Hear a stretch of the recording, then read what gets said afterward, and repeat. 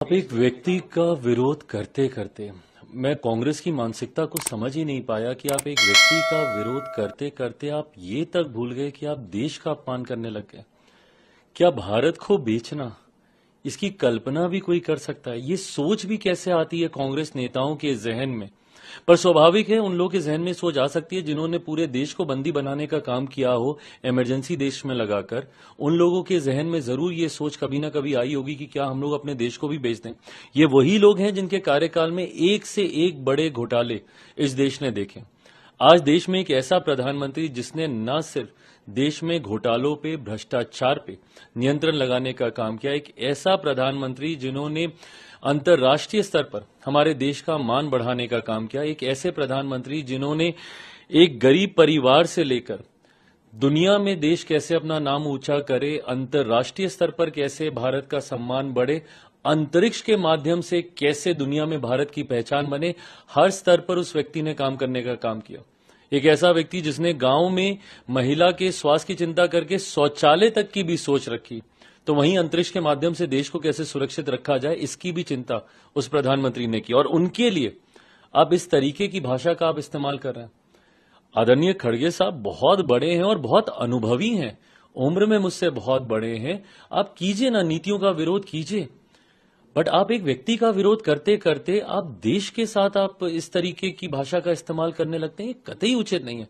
आप हमारी सरकार को नीतियों पे घेरिए, आपको जितने सवाल हमारी सरकार से करने हैं आप कीजिए, आपके पास पूरा हक है, पूरा अधिकार है, पर इस तरीके की भाषा का इस्तेमाल करना हमारे देश के लिए ये कतई उचित नहीं है। मुझे नहीं लगता कि कोई भी भारतीय इस बात को कभी भी स्वीकार करेगा या आपका कभी भी सम्मान करेगा जिस तरीके की भाषा का आपने इस्तेमाल किया देश को बेचने का।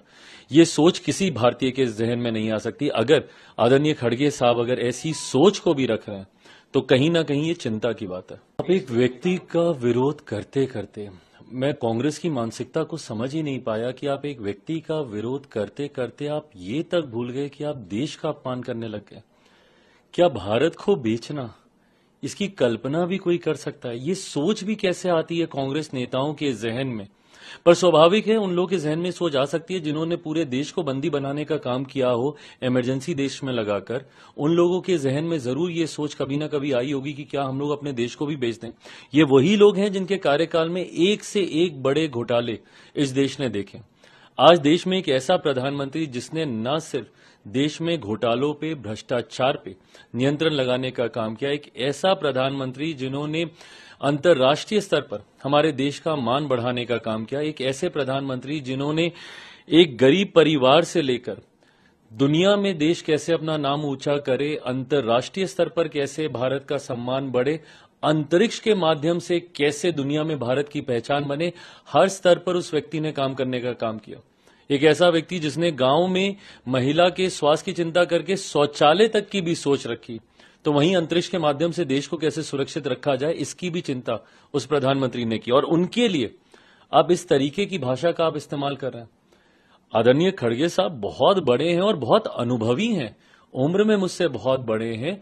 आप कीजिए ना, नीतियों का विरोध कीजिए, बट आप एक व्यक्ति का विरोध करते करते आप देश के साथ आप इस तरीके की भाषा का इस्तेमाल करने लगते हैं, ये कतई उचित नहीं है।